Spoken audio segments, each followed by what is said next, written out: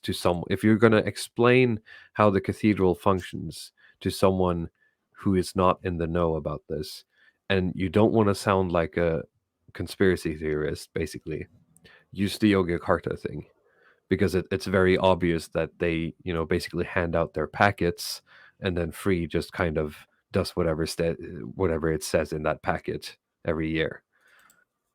Yep. So, well, I mean, the Yogyakarta Principles is just a document of human rights that is drafted by international human rights lawyers commissioned by the UN. And this is not something that the UN has, that the UN has brought up directly as a type of, like, they're not bringing that up in the meetings, because you have a lot of countries in the UN, in the Middle East, in Africa, that are just completely opposed to any of this gay stuff. So they've had this commissioned as a type of document to be kind of an extension or a sort of expansion pack to the original human rights. That's the best way I can explain it. Expansion pack to the original human rights that is supposed to give a new interpretation of the Human Rights Declaration that is more inclusive to LGBTQ, trans, especially like this kind of transgender fluid stuff. Like this is now in the queer theory lens. It's wholly in the like post. So here you have. I mean, if you want to read the right to legal recognition. Yes, paragraph. I can read the entire page. Yeah. Everyone has the right to legal recognition without reference to or requiring assignment of disclosure of sex, gender, sexual orientation, gender identity, gender expression, or sex characteristics.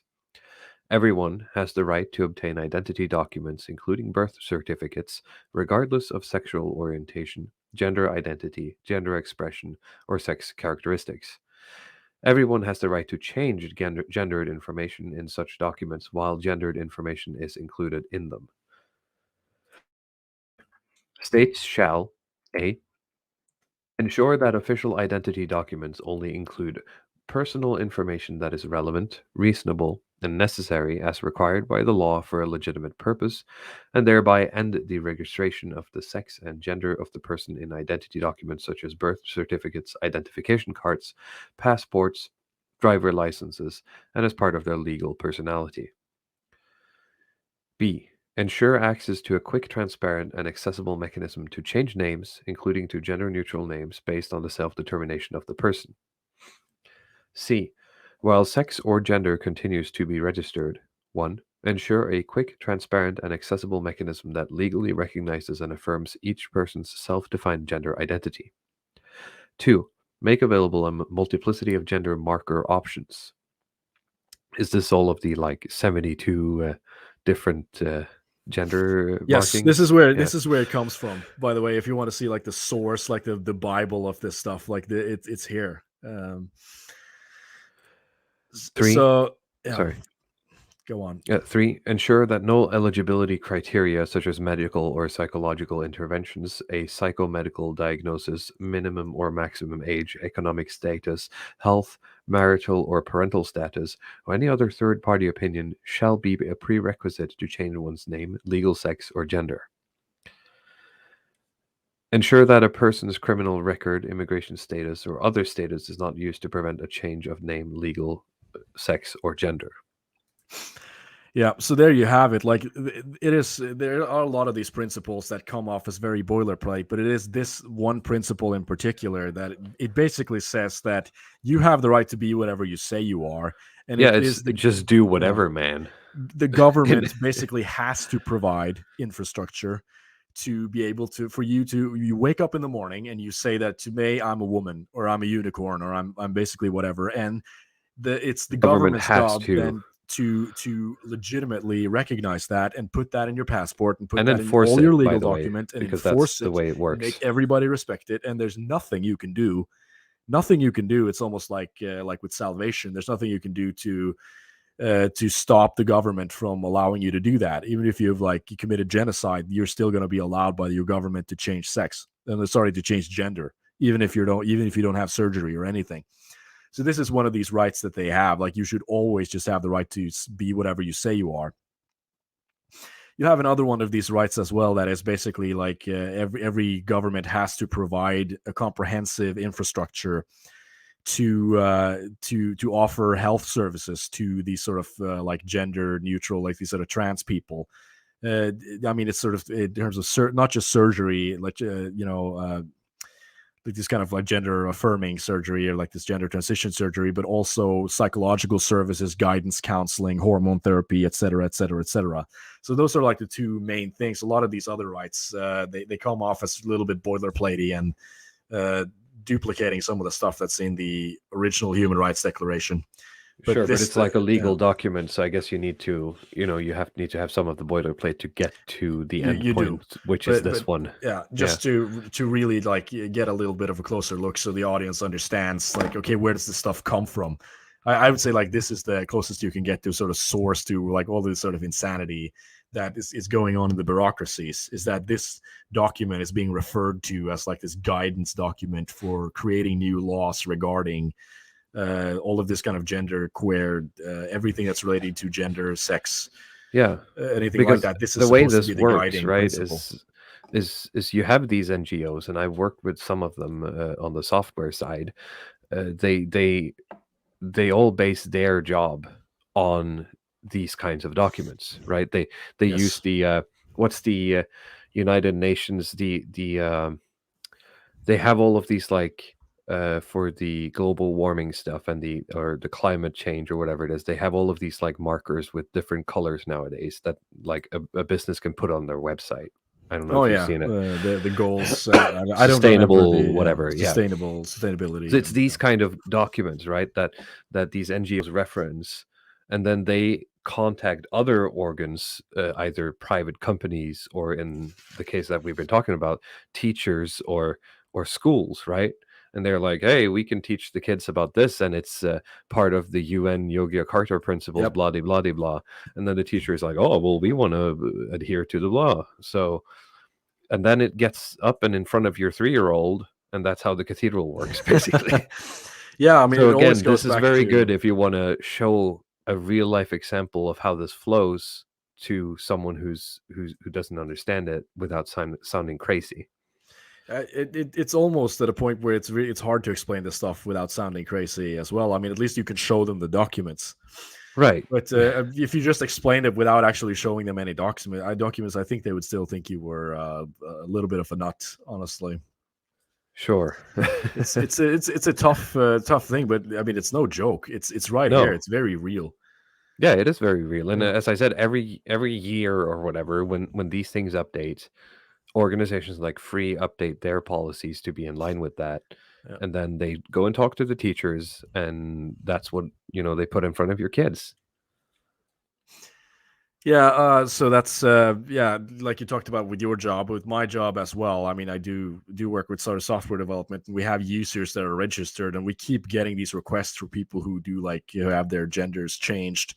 So they have their genders changed. That means that like the Norwegian, social security number has basically two numbers that assign what gender you are, right? Yeah.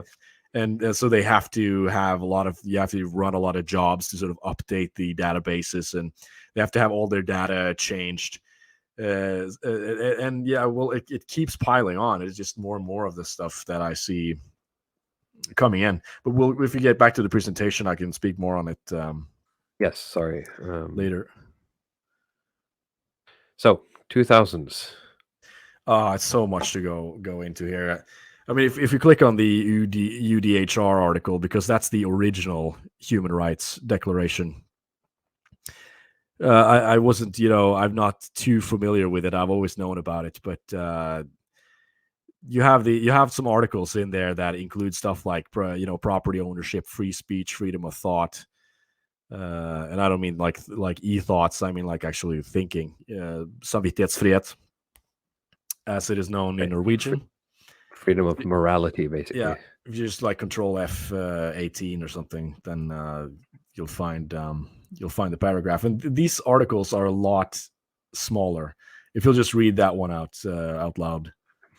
Again, I will stress that a human right is a human privilege. The only reason that the UN can declare these is because every government that follows them are basically able and willing to either pay or enforce them. So these aren't something you were born with. I just keep hammering that because it's one of those insidious it's very things. insidious, and it's also a sort of thing where you see that once you start giving out all these sort of positive privileges, people just want more and more and more, and it becomes this race to just keep securing more of these rights at the cost of actual freedom. Yes, and you often encounter the argument that, well, they just want basic human rights, and that's a very effective counter to it. They're not very basic anymore, Toto. Well, but you can counter it by saying, well, you don't want rights, you want privileges, and I'm not willing to pay for it. And then you keep it inside the discourse and still sort of refute that argument. If it was up to me, I would probably do it on moral grounds, but then they get mad and send the government after you. So, yep. Okay, let's read the article. Everyone has the right to freedom of thought, conscience, and religion. This right includes the freedom to change his religion or belief, and freedom, either alone or in community with others, and in public or private, to manifest his religion or belief in teaching, practice, worship, and observance. And imagine for a second the Christians in their schools being allowed to skip the trans education stuff. No, but I mean, now we got a problem, Houston, because this is put in the human rights. This is the human rights article that basically says, well, you're allowed to practice your religion. You're allowed to say no to things you don't agree with. And then you have another right that basically says you have to confirm my gender identity, bigot.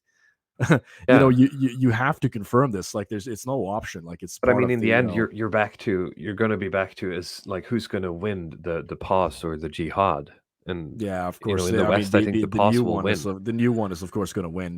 Good luck bringing this stuff up. I mean, you've had it with the last 2 years with the lockdowns as well. Like, people trying to point to these articles about the articles that are being broken by all these lockdown policies and the censorship and so on. They don't give a damn. Matter. No, that's care if it doesn't also serve because it's a privilege. Ends. The government can take it away whenever they want. You're not born with it. And as you said, it's not been a thing for the past 2 years, which should tell everyone how fake it is. Yeah, but that's all I wanted to show here. It's that these Yogyakarta privileges, they basically step over the other privileges, and that's the sort of bullshit that you're going to hear from a lot of these progressives as well.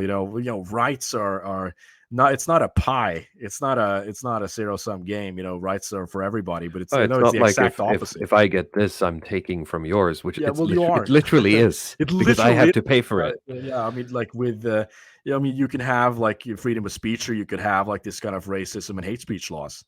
If I can't say these things that count as hate speech, then I don't have freedom of speech.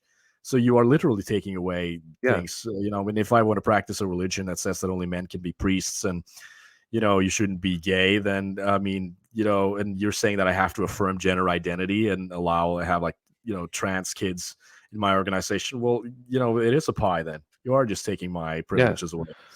Or if you want to be a trans person and you want to do gender confirming surgery, because I'm not allowed to say what I really want to say, I have to pay for it, which is also stupid. But I would, rather have the freedom of association, which is the real right here, or a freedom or a negative right, which is one of those you should be born with, in theory, if you follow more classical libertarian thought, in which I can say no to this stuff. As you said, I can make my own religion and have my own values, and you're not allowed to infringe upon them through the power of the government. But obviously that doesn't work in a democracy. Nope.